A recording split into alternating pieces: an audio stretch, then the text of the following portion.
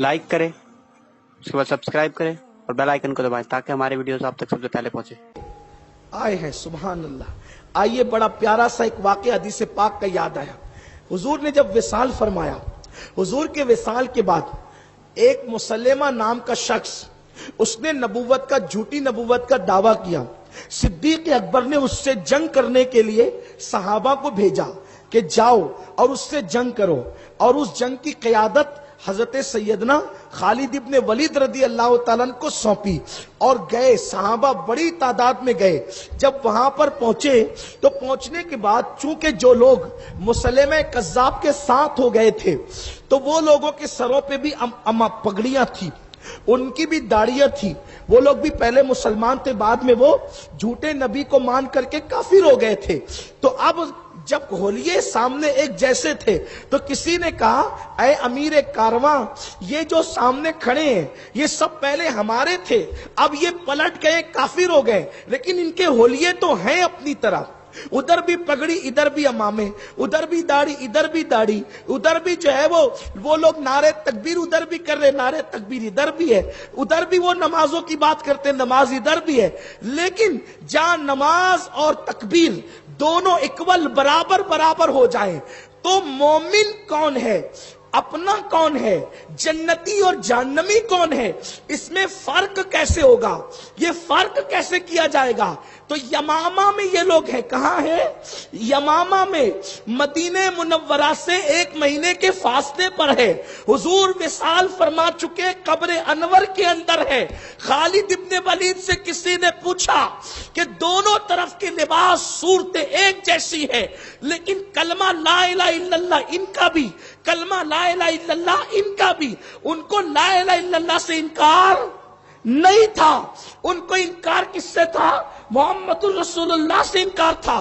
तो खालिद बिन वलीद से किसी ने पूछा कि अब जब लोग एक जैसे हो जाए तो हक का फर्क कैसे होगा?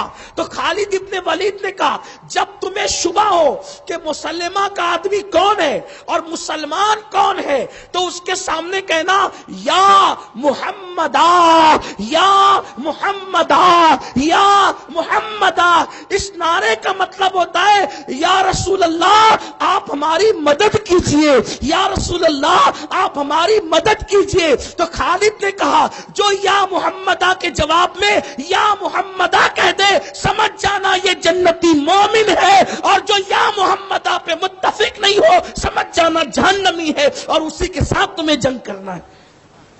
किसका अकीदा है? सहाबी का अकीदा। सहाबा कौन सा नारा लगा रहे?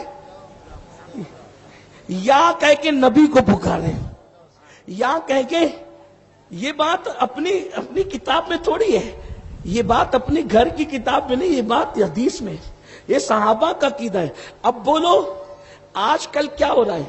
नौजवान छोकरे कहते हैं या कह के क्यों पुकारते हैं, और या तो जो वो या तो अल्लाह को कह के पुकारना चाहिए, इसलिए कि या दूर वाले को कह के पुकारे। क्या कहते हैं भाई? जो शख्स दूर हो ना, या उसको कह के पुकारो, या तो शिर्क हो जाएगा।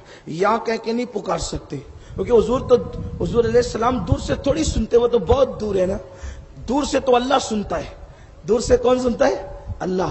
कोई ये कहे ना दूर से अल्लाह सुनता है, कोई कहे ना दूर से अल्लाह सुनता है,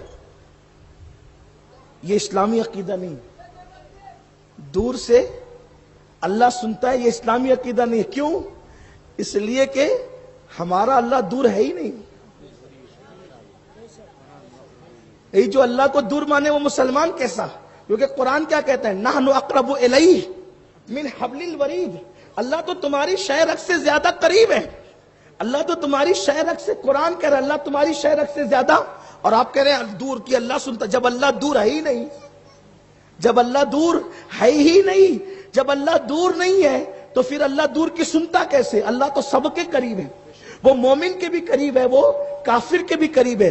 अलबत्ता दूर की सुनना ये हुजूर का मोजज़ा है। दूर और नजदीक के सुनने वाले वो कान लाले करामत पे लाखों सलाम। ये कुरान के खिलाफ है कि अल्लाह दूर की सुनता है। अल्लाह दूर की नहीं सुनता, क्योंकि अल्लाह दूर है ही नहीं। جو دور ہوگا وہ دور کی سنے گا نا, اس کے لیے تو کوئی چیز دور ہے ہی نہیں. اگر آپ یہ کہیں اللہ دور کی سنتا ہے تو آپ کی غلطی ہے. اگر آپ کہیں کہ اللہ دور کی سنتا ہے تو یہ قرآن کے خلاف ہے, کیونکہ 3 میل کے فاصلے پر وہ چونٹی کہہ رہی تھی اپنے بلوں میں گھس جاؤ, اور سلیمان علیہ السلام دور سے سن رہے تھے. بولے قرآن ہے کہ نہیں؟ جب چونٹی کی بات سلیمان دور سے سن سکتے ہیں تو جانے سلیمان کیوں نہیں سن سکتے؟ سلیمان کو جو نبوت ملی ہے وہ تو اپنی آقا کا صدقہ ہے. بات قرآن حدیث کی ہو رہی ہے, بات قرآن حدیث کی ہو رہی ہے. تو دیکھو صحابہ حضور کو زندہ مانتے تھے, صحابہ کا عقیدہ. آج ہم نے کسی کے خلاف کوئی بات نہیں کرنا, اپنے پاس ٹائم ہی اتنا نہیں ہے, بہت مصروف لوگ ہیں ہم لوگ, اپنے پاس تھوڑی ٹائم ہے کسی کے خلاف بات کرنے کے لیے. لیکن بات قرآن حدیث کی ہوگی, اپنے عقیدے کو سنبھالنا, اپنے بچوں کے عقیدے کو سنوارنا. دیکھو ابن ہشام لکھتے اپنی سیرت میں, ابن ہشام لکھتے اپنی کتاب میں, کیا لکھتے سنو. حضور علیہ السلام کا وصال ہو گیا. حضور کے وصال کے بعد سیدنا صدیق اکبر کتنے دن تک خلیفہ رہے؟ 2.5 سال تک. کتنے دن تک؟ بولے کتنے دن تک؟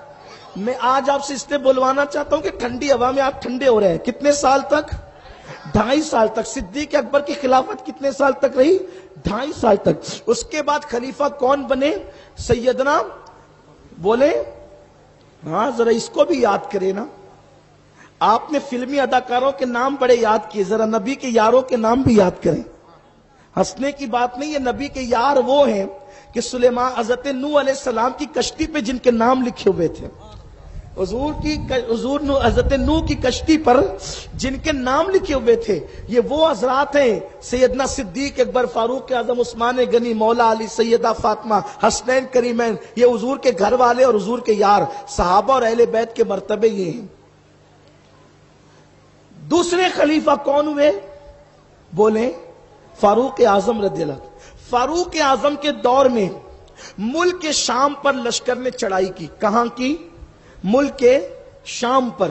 ملک شام پر لشکر نے چڑھائی کی. اب ہوا یہ کہ ملک شام میں جو لشکر لڑائی کر رہا تھا تو ایسا ہوتا تھا کہ صحابہ ایک شہر میں ادھر, ایک شہر میں ادھر, ایک شہر میں ادھر, ایک شہر میں ادھر, وہ اپنی جنگیں جاری کیے ہوئے تھے, اور وہ مسلسل جو ہے قیصر کے علاقے کو فتح کرتے جا رہے تھے. ٹھیک ہے, فتح کرتے جا رہے تھے, روم کو یعنی شام کو فتح کرتے جا رہے تھے. اب ہوا یوں کہ سیدنا خالد ابن ولید رضی اللہ تعالی عنہ, یہ بڑے جلیل القدر صحابی ہیں اور بہت طاقتور صحابی ہیں. بہت ان کے دل کے اندر اللہ نے اسلام کے لیے بڑی محبت, اسلام کی خاطر جان قربان کرنے کا بڑا جذبہ پیدا کیا تھا. میں جب حضرت خالد بن ولید کے مزار پہ گیا تو میں نے وہاں پر ان کی تحریر دیکھی, ان کے فرامین کی تحریر دیکھی. اس پہ لکھا تھا کہ میرا دل بہت چاہتا تھا کہ میں اللہ کی راہ میں مارا جاؤں, بستر پہ نہ مروں بلکہ اللہ کی راہ میں شہید کیا جاؤں.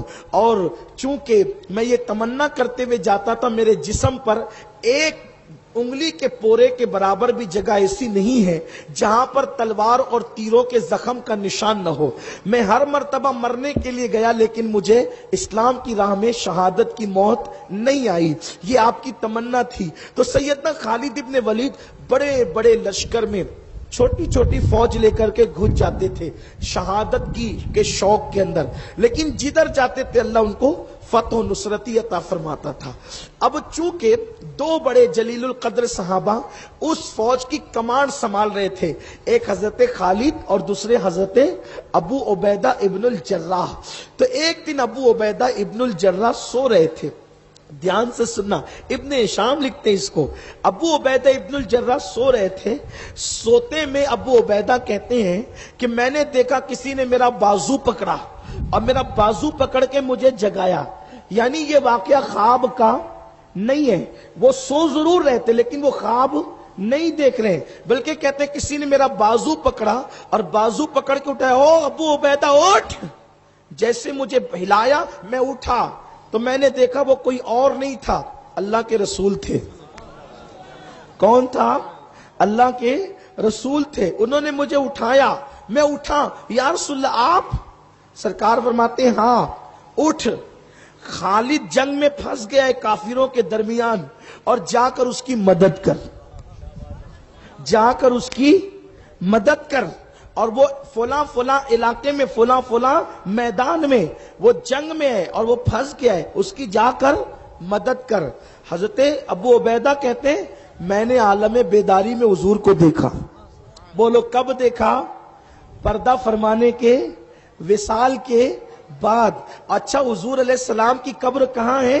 مدینہ منورہ میں، اور حضور کہاں آ کر ابو عبیدہ کو اٹھا رہے ہیں؟ بولیں ملک شام میں۔ اندازہ تو کریں، مدینے میں قبر شریف، ملک شام میں۔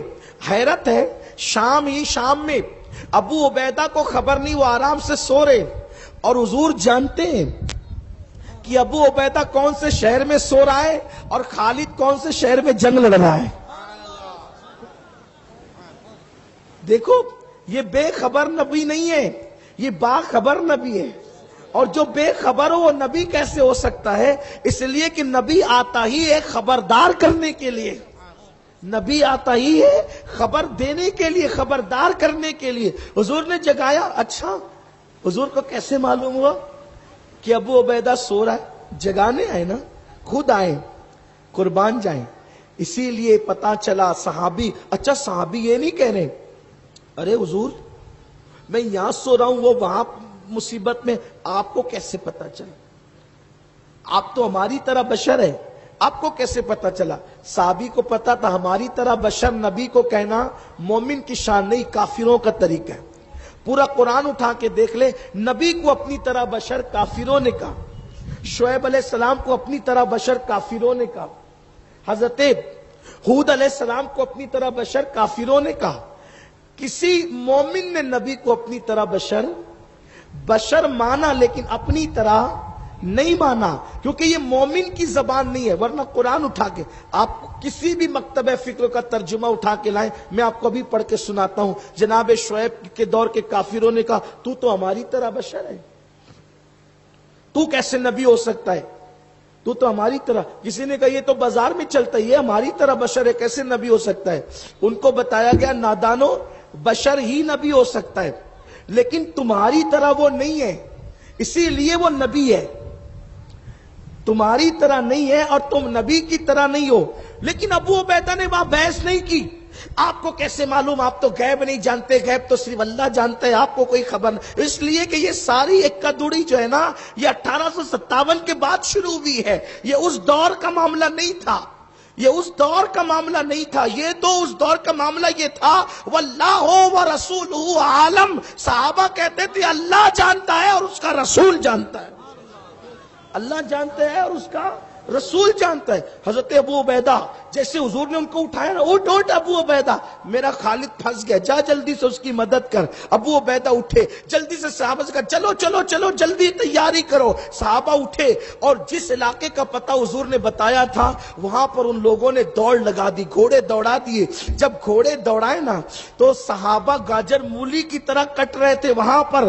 جیسے یہ گئے صحابہ نے نعرے تکبیر بلند کیا، یعنی حضرت خالد کی جان میں جان آئی کہ دیکھو اللہ کی طرف سے مدد آ گئی، فوج آ گئی۔ اور اس کے بعد صحابہ نے جو جنگ کی، کافروں کے دانت کھٹے کر دیے، اسلام کو فتح نصیب ہوئی، صحابہ کو فتح نصیب ہوئی۔ اس کے بعد جب جنگ جیت گئے، اسلام کا پرچم لہرا گیا، تو جناب خالد نے کہا ابو عبیدہ اللہ تجھ پہ رحم کرے، یہ بتا کہ تمہیں پتا کیسے چلا؟ میں تو اتنی دور تھا، تمہیں خبر کیسے ہوئی کہ میں یہاں پھنس گیا ہوں؟ ابو عبیدہ نے کہا خالد تم نے تو خبر نہیں دی، مدینے والے مصطفیٰ نے خبر دی کہ خالد پھنس گیا ہے، اور جا کر کے اس کی مدد کرو۔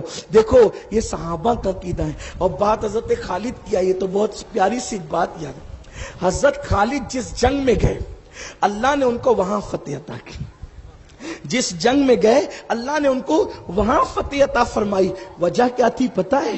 کسی نے خالد سے پوچھا خالد تمہاری ترقی کا راز کیا ہے؟ خالد تمہاری ترقی کا راز کیا ہے؟ خالد یہ نہیں کہتے کہ میرے ابا نے مجھے جنگ میں بڑی مہارت عطا کی تھی، میں نے بڑی مشاقی کی تو میں نے جنگ جیتی، نہیں۔ اس لیے کہ خالد ابن ولید کہتے ہیں بازوؤں سے میں نے جنگ نہیں جیتی، کہتے ہیں کہ حضور علیہ السلام کے منہ مبارک شریف میں نے اپنی ٹوپی میں سی رکھے تھے، اور میرا عقیدہ تھا کہ میں حضور کے منہ مبارک کو سر پہ رکھ کر لے جاتا ہوں، اللہ اسی کی برکت سے مجھے فتح نصرت عطا فرماتا۔ دیکھا یہ صحابہ کا عقیدہ ہے.